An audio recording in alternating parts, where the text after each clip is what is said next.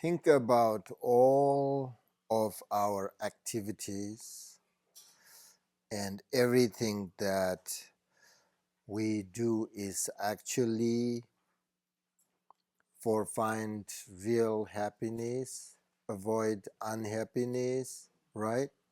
That's all beings. Same goal.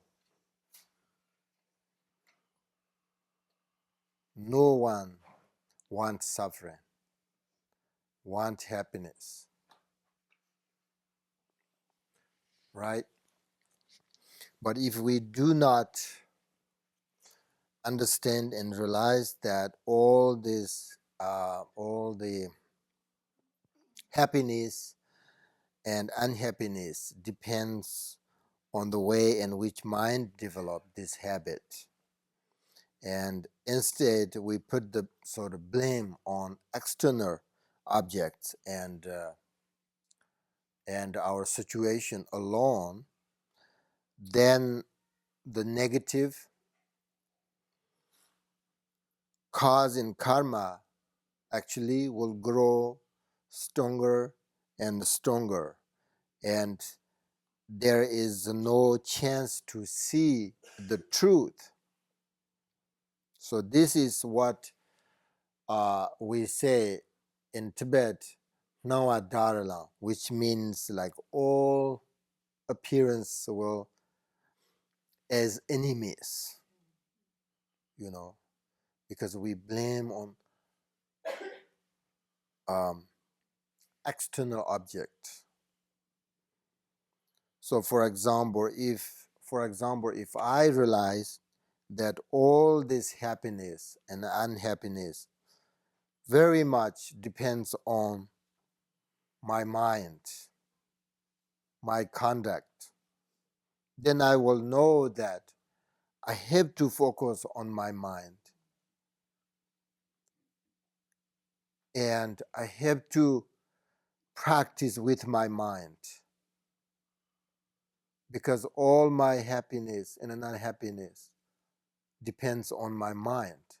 How I think, how I accept, how I control, everything depends on my mind, and how to be tolerant with the situation. How should I accept a good or bad situation? So then I have to focus on my mind and necessary to develop, change, right, my mind. Then whatever I do, I think I will be happy and very peaceful, and I can accept everything quite easily if I sort of control my mind. Then my whole attitude will be pure, and everything will, turn out excellently and, perfectly if I control my mind, if I understand the nature of my mind. And then, even though I'm living in this world, which is a good situation, bad situation, but my mind will, experience the only the happiness.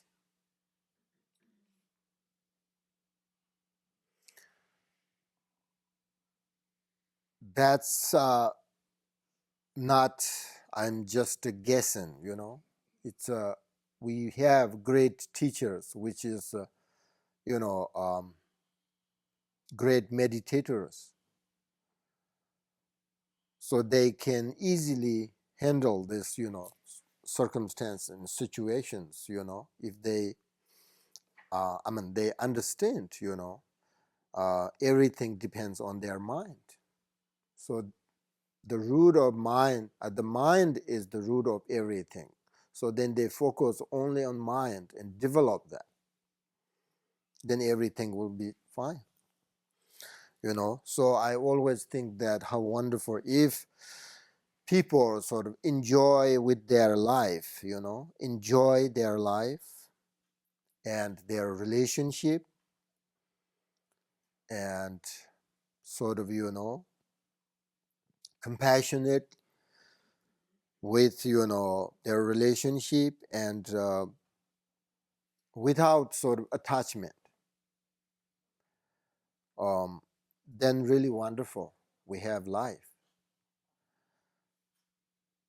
And if there is a problem and unhappiness, then just recognize that everything is naturally changing, and just to let it go. Try to find something new. It's really wonderful. But that, when we say, just to let it go, doesn't mean, that people should give up everything, do something, new. But the Buddhist point of view, the most important is whatever people, possess and they have, they should try to without attachment. That is the essence of our practice. Whatever, Buddha never say you can't have this and that. You can have many things without attachment. Enjoy. Use it. If you attach to all of that, this and that, then you will suffer. More worry.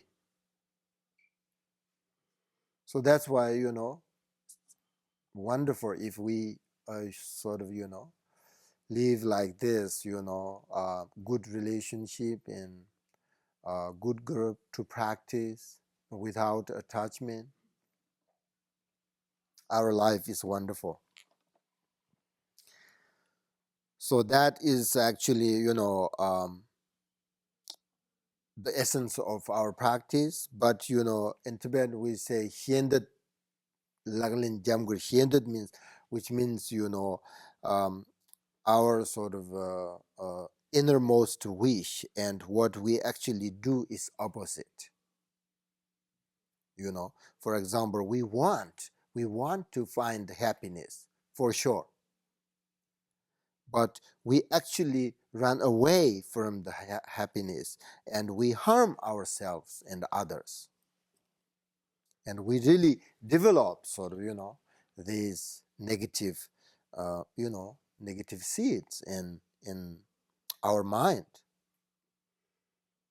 If we do that, then we never find genuine happiness. That's, I think, we have to, that the Tibetan masters always say, hiendet laglen jamgur. Do you understand what I mean? Hiendet means desire. Your desire is you try to find happiness. Jamgur means what you do actually is opposite of what you want. You want happiness, but you are not sort of develop the cause of happiness. You are doing is the cause of suffering, which is these negative things, right? Attachment, anger, ignorance, jealousy, all of that we are developing every single day in our life. These are not cause of the happiness. These are cause of suffering. So that's why they say this. But if we meditate, especially meditate on the nature mind, the great compassion, it creates more sort of space in our mind. And there is sort of more room to experience our daily life, and more room to let the ego mind and selfish mind dissolve. Because every thought that we have is based on our ego mind, and this perception and our belief, right? And most our belief comes from the selfish mind and based on ignorance. Usually, this mind that we identify as the self, which we call ego mind, because it controls everything that we do, you know. It's so powerful. That's why the meditation, when we meditation is not easy at all because of this, you know. And in the ultimate point of view, and when we sort of recognize that, and when we approach at that point, uh, then there is a no selfish mind. There is a no selfish mind. There is a no, positive and negative, right? We can accept everything. We can accept, good and bad, everything in that level, you know. And at that time, everything is really spontaneous because the ultimate perspective, the positive and negative, usually in relative perspective, the positive, really good, help all of us. Negative, very bad, harm us, right? But ultimate perspective, negative doesn't make things any better. Positive doesn't make things any better. Negative doesn't make things any worse and harm at all, because it is beyond everything. This is we call the liberation. But until then, we have to follow and we have to rely on the relative realities. And it's very important to make sure that we don't lose our conduct in the view. This I always say when we talk about the nature of mind. Sometimes, people understand that, okay, the nature of mind is beyond everything. Everything is spontaneous. We can accept everything, right? So then, you know, uh, sometimes they're dangerous. We lose our conduct in the view. The view is beyond everything. It's very high. It's everything. Everything is emptiness. So it is important to put Dharma into practice in a very skillful way, uh, with this kind of understanding of correct view or practice. Otherwise, Dharma can take, you know, uh, can, lead us to wrong direction, or wrong path if we sort of incorrectly use it. For example, the nature of the view is beyond everything, but we can't accept that with our ordinary experience, ordinary mind, dualistic mind, you know, especially without the genuine realization.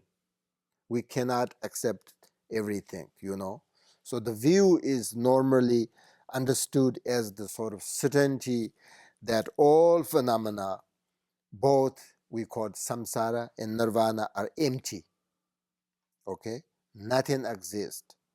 This is something that we, the practitioners, are not yet able to realize directly, and until we do, the fact is that we experience benefit and harm, virtue and non-virtues, karmic process of cause and effect, everything is exist, So all this exists for us until we understand and completely realize the nature of everything. So in order to experience the benefit of meditation and realization of the reality, it is necessary to practice correctly and practice regularly. Then we will get better and better. And through the meditation, we can recognize our mistakes and our mind to think you know.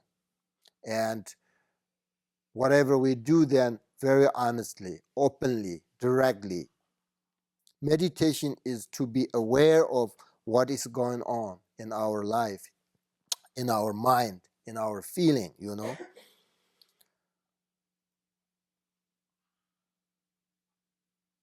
So our thoughts and perceptions and feelings, all of these are mind.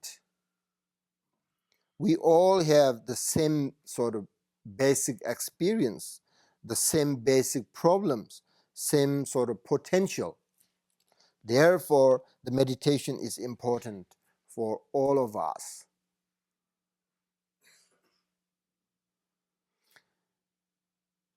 If you don't meditate, only hear the teachings, not much benefit, really. I'm sure the first time when you meditate, it's absolutely difficult.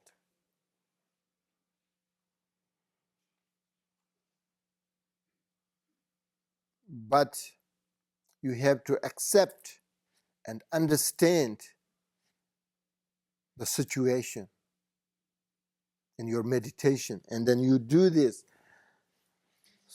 every day meditate. I don't know, you do you meditate every day or not. I do. And then, you know, every single day, for example, 360 days a year, you meditate every single day, 20 minutes, 30 minutes, 2 hours, 4 hours, whatever you have time. Your mind better and better, that's for sure.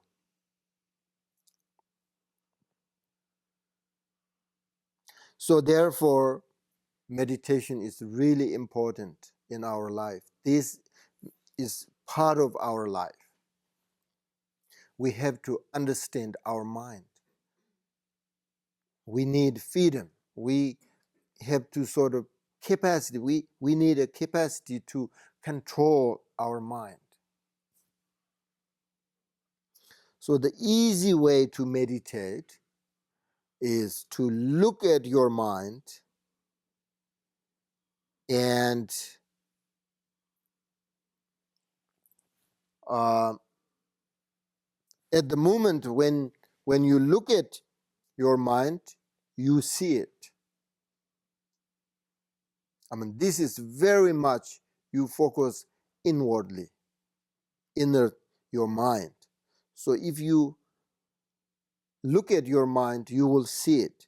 And then you just leave it as it, without any sort of doubt, and recognize it. And you just need stay right there without thinking. Isn't that yeah? What? What I noticed that when you say mind, you kind of you point at your chest.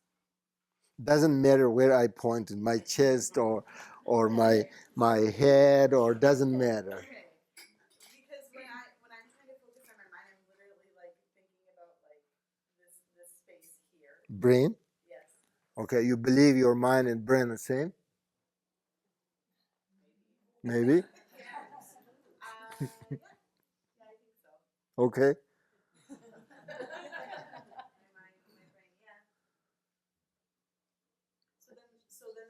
Many people believe that. That's not unusual though.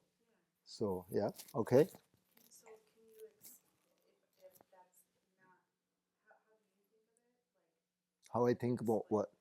If maybe so if I'm thinking that my mind and like when I look inwardly, I'm focusing on my brain. And I know that it doesn't really matter where you're pointing, but I don't know that you're really thinking about this space in here. So I'm wondering how I'm just where you're putting your concentration. Like I'm trying to figure that out. Oh. Maybe that doesn't make sense, but it does it. Okay, good. Well, you know, when you just to relax, right? And for example, if you look at your mind. When I say look at your mind, which means you really very much focus on your mind. And there is no other thoughts around there.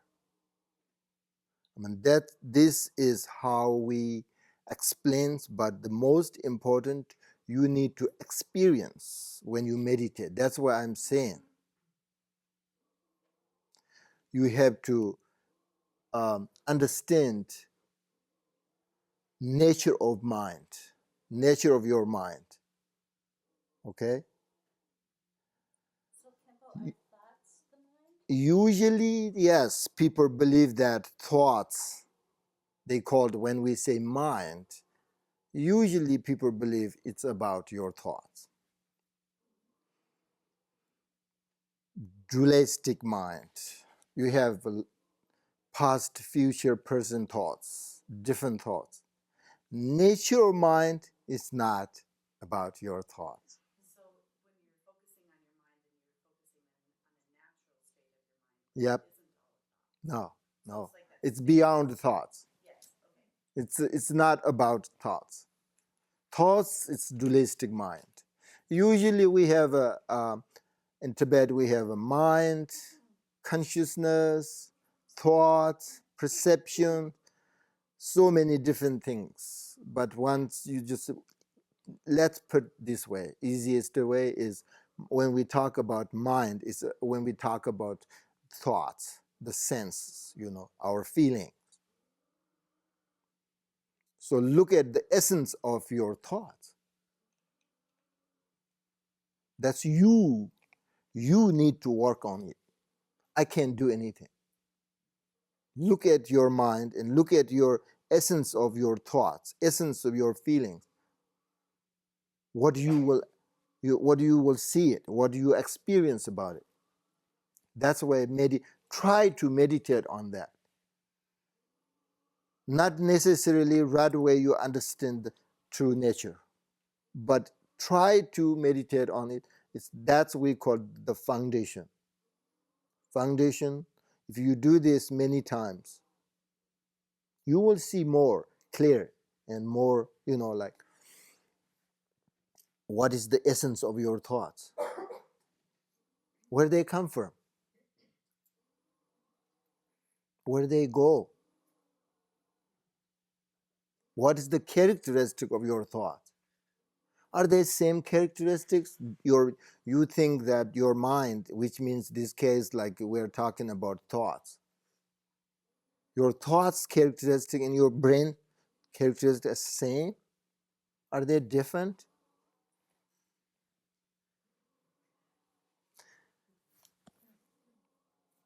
If you want, you can a little bit investigate. Your thoughts, your mind, your thoughts has a color, shape. Does your mind has a color or thought? The shape? Your brain has a shape, color? Are they same? I don't know. You should investigate how you feel. Maybe you feel totally, you will experience totally different than mine. Right? We're different people. So, but try to meditate on it. What is bad thoughts? What is good thoughts? Where they come from? Are they come from same causes and conditions or different causes and conditions? So many things going on in our mind, in our life.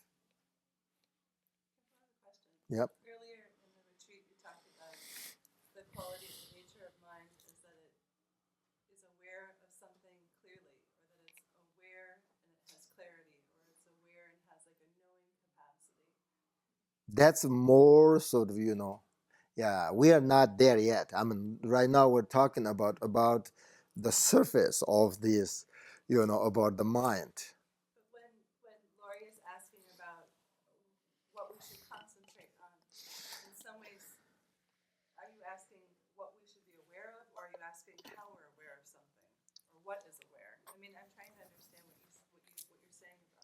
No, she's saying is I understand. She's saying is that her mind and brain are same. So how focus on that, right? So that's why I'm saying think about the characters. So in this case, when we say mind, what do you mean? Mind means you are thinking about your thoughts, right? No, there's something beneath, like the thoughts is one thing, but my mind, I feel like is another. What give me the characteristic of that mind?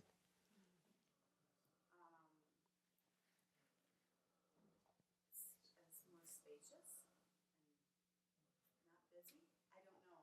I don't know. That's how I look. That's what I think of.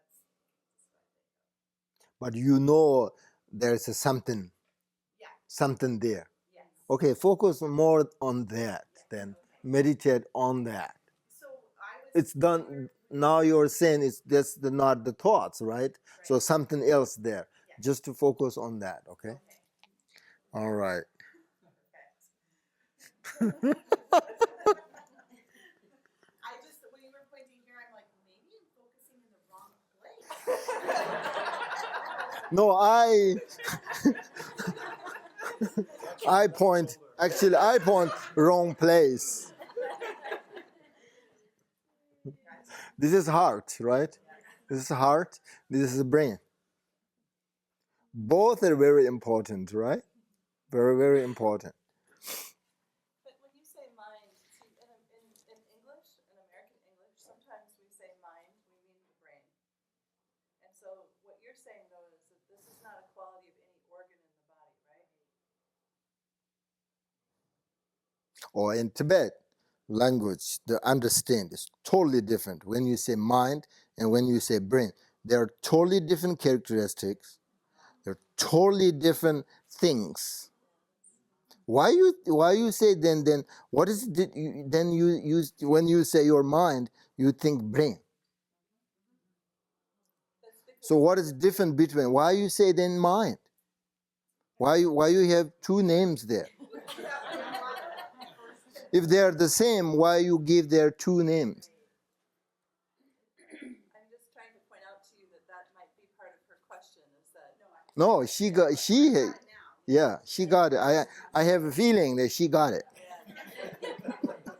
that is true because mind, brain, kind of think they're the same thing. we think of them as the same thing. So mind in Tibetan. No, I think we people think we the people think that same thing, but they are not enough. Those people understand really about difference between mind and brain. Generally, people think they are the same, but if I ask why you think they are the same,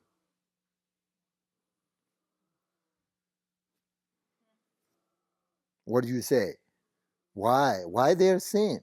Same means the characteristics, the definition. In Tibet, we say that your mind has no color, no shape. So that means no things. Brain has a color and kind of shape, right? I think maybe we think of minds and brains as the same because our brains, the activity of our brains is what our minds are involved with. Right. Have no substance. That makes sense. That makes sense, but that doesn't mean they are the same. Right. It depends on, right, our senses, eye consciousness, ear consciousness, tongue consciousness, all the consciousness, the sense that depends on the branch, the brain. If we have something, we have problem with our brain, then the sense doesn't work. But that doesn't mean your mind, your consciousness, and the brain are the same. So we have different states of mind. Is that our experience? We have different states of mind. So we experience from a state of mind that's quiet, and we different experience states of mind is, we have, yes, you're right, like we have two different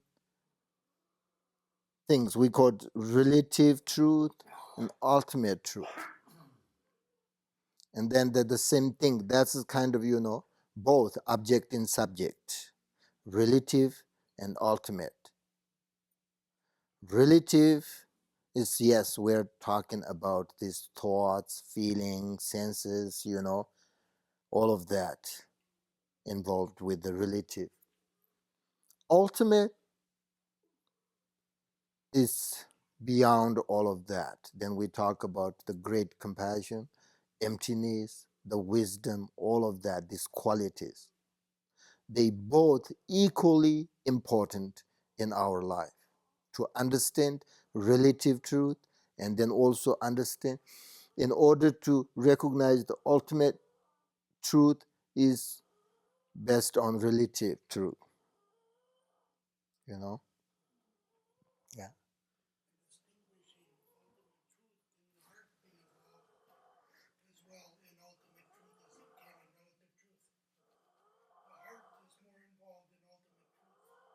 The Rigpa, we call the Rigpa, yeah, the Buddhist terms is the Buddha nature. Sometimes in Tibet say Rigpa. That's, yes, ultimate. You are saying that. That's same. I feel like my thoughts kind of come out of my head, like I feel, but my feelings come out of my heart, and then they kind of run together. So it's all part of Your what? when I have thoughts, I might have pictures of what's going on. And,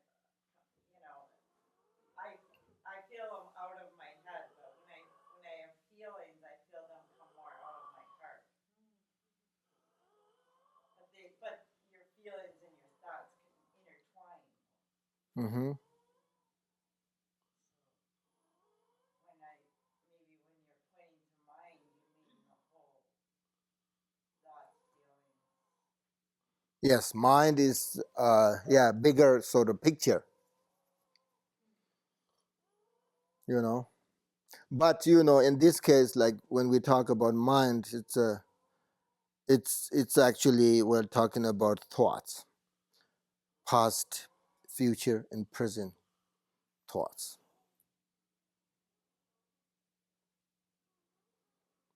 So they are negative thoughts, they are positive thoughts, right? So that's we're talking about relative truth.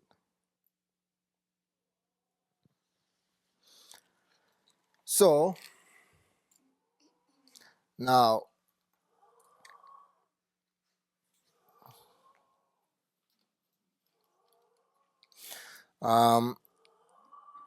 so that's easy to meditate. Like when we have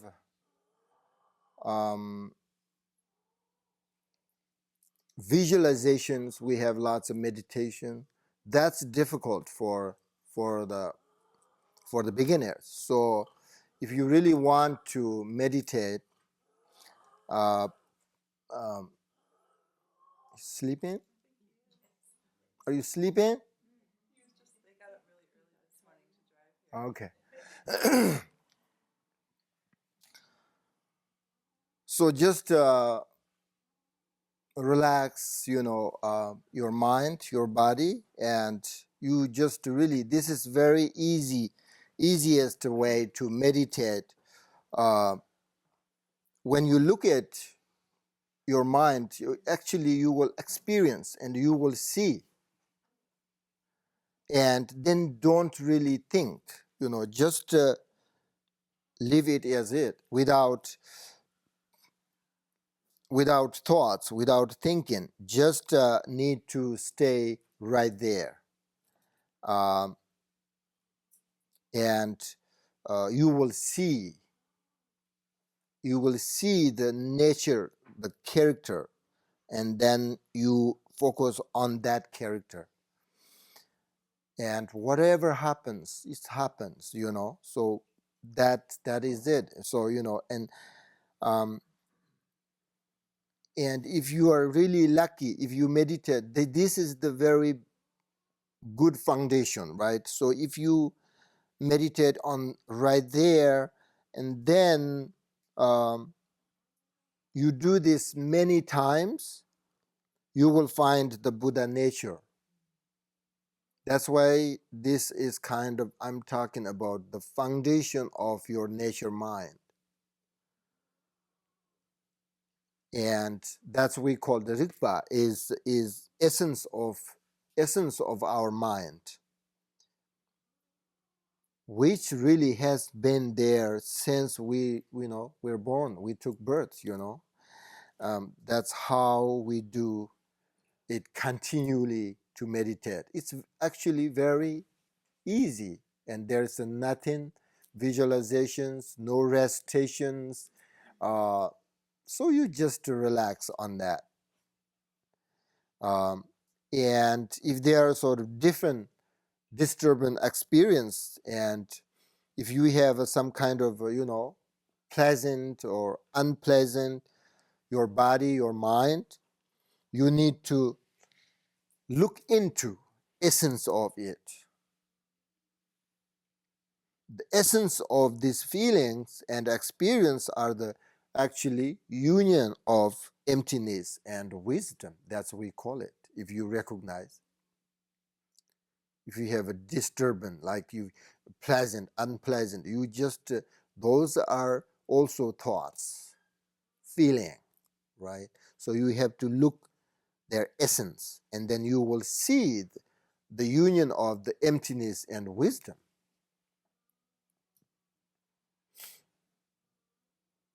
And then you will see the true nature of your mind. Uh, so when you see or you recognize the emptiness and wisdom, which is the essence of that thing that you see you are doing. So the whole point is to look right into their essence, whatever feeling, thoughts, whatever arise, you look into their essence. And then you just stay there just like that, and you meditate this over and over again. And for the beginners, this kind of meditation only comes in very short, this kind of recognition. Very short, it comes, but it does not stay for very long, For example, when you look at, right, when you look, you just relax, and when you meditate, you look at, you see it, you get it, and then you rest in its character, rest on it, and then you stay for a moment, and then it sort of, it's go away, it falls back into mind. Your thoughts suddenly, right away your thoughts arise. Then you have to do it over again. That's why the masters say, do short time meditation. You do short and frequent, because you just relax, and you will see it, and then it go away right away, and then you have to do again. So that's how we meditate.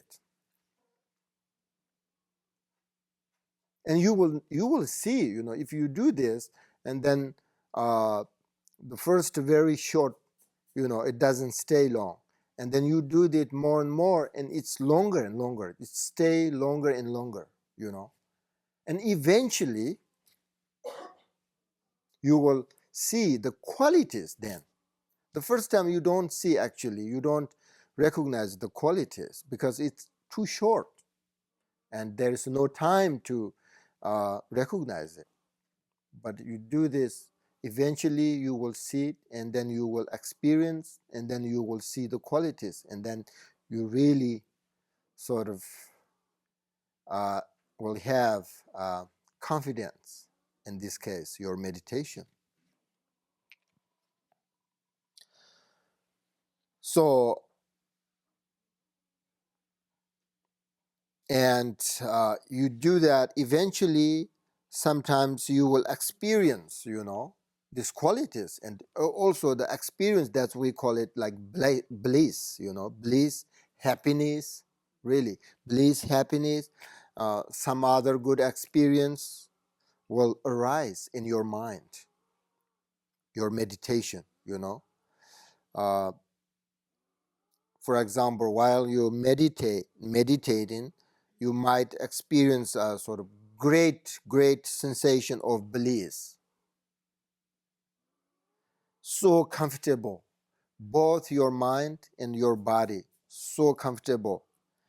And then later this bliss, comfortable, will disappear. Sometimes suddenly sort of, a great sort of clarity, wisdom arise in your meditation.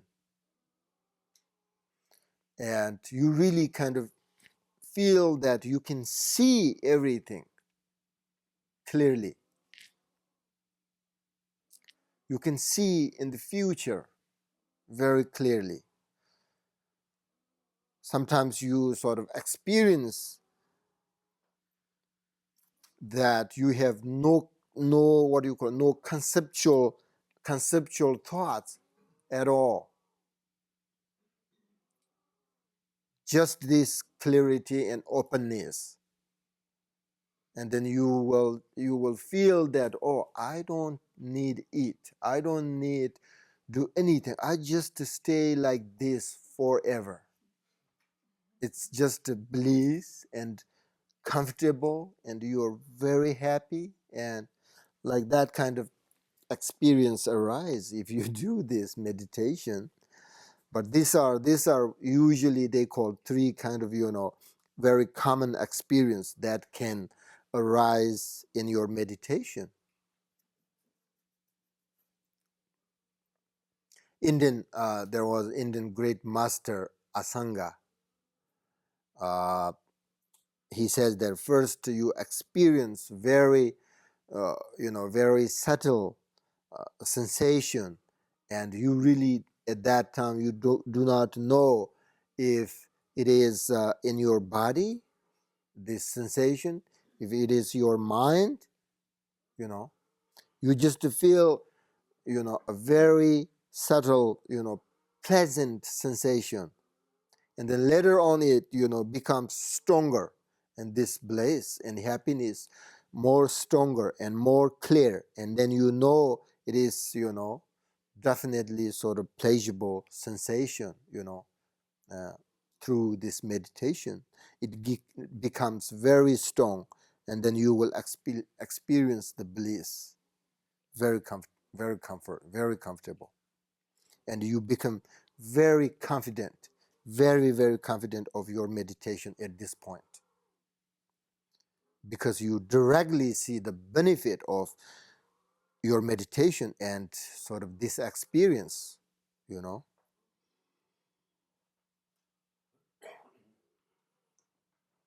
But the great teachers always say that uh, if you get sort of this kind of experience, you should not become attached to this experience, or you think I'm such a good practitioner and you just kind of proud of this sensation. I mean, do not think that this is very sort of special now. I mean, it is special, but it's a because if you attach this experience, then they will go away. That's the problem. They will go away, and you will lose your confidence. Then you will lose confidence, and then you cannot develop your meditation anymore, because they called it is your obstacle. It is your obstacle, which is your attachment and your pride. What do you call it? Pride, right? Your pride. These are, we call it, sort of negative thoughts. So if you attach to your experience, which is most people do, you know, or this bliss and happiness and comfortable both your mind and body, just then you just and then that's the obstacle. So you just let it go, experience beautiful, good, but just to let it go, and uh, don't just think that this is wonderful. I'm sort of absolutely, I must become sort of good one or become a Buddha or whatever, And So bliss is not enlightenment. no, not enlightenment. It's your experience. It's your experience. Um, so whatever experience arise, sometimes very good experience like this when we meditate, sometimes very bad experience also arise. But the great masters, the instructions for whatever experience, whether they good or not, just to let it go and do your meditate, continue. It's like you drive on the road, sometimes very nice, sometimes very bumpy and very difficult, but you just go, right, continue like that. Your meditation is like that, whatever experience you just let it go, continue to develop that experience. Understand? Any question? I mean, that is the you need to know the benefit of your meditation. And also you need to know the correct way when you meditate. Really important to correct way to meditate.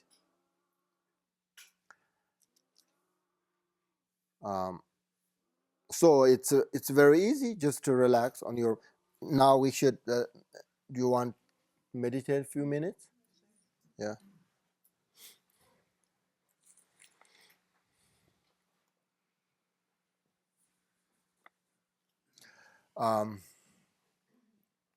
He needs a little bit pillow behind your bed.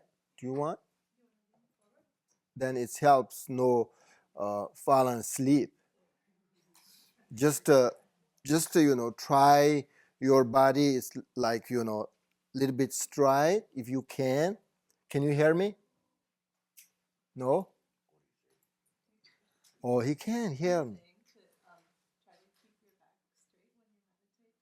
So that will help you be able to not breathe so heavily at some point or fall asleep. Anything else? Oh, he doesn't hear my teachings, huh? Feels them. He feels them. He feels them. Okay, that's good.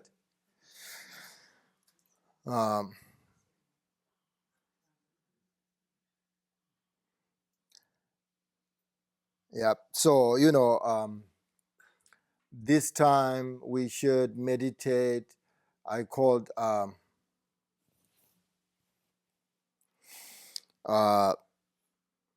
meditate on the breath practice in 3 stages. You breathe in very gently, and then right away you should let it go, which means you should not focus on your breath. Breathe in very gently, and then allow yourself sort of enter more deeply into the experience of the nature of your mind or the self-awareness, and you should look deeply into your nature and relax on that as much as you can. And when you breathe out, do not follow your thoughts, right? The the past thoughts, your future thoughts, present. No, nothing. Just, remain in sort of present moment and relax on that with your whole sort of strength and focus on the nature mind or self-arising wisdom. Understand? If you are not beginners, you don't have to focus on your breath. You just relax and then enter your more nature mind and you will see it, and you just meditate on that as much as you can. If you're beginner, it's difficult. It's because it's very short, right? Maybe you see the kind of maybe you don't see the nature mind, but you will see the peacefulness. You will experience when you enter more sort of, deeply into your mind, you will see this openness. And I say this is like, the peacefulness. Sort of also you experience like very vast empty space. So you should focus on that. You should meditate on that as much as you can. Don't worry about recognize the true nature or not. It's fine, right? Just when you do this, really, when you breathe gently and then try to relax on your mind, which means you will experience this openness and peacefulness, and then meditate on that as much as you can. Understand?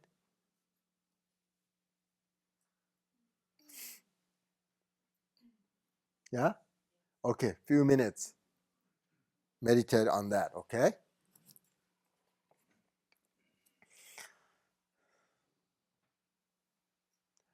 And whatever, sometimes you meditate like that, you disturbs, your meditation, like you hear the sounds, you see the, forms, everything, like, but just try to let it go, just try to let it go and bring your mind back into your awareness. Okay? Try to that few minutes, please.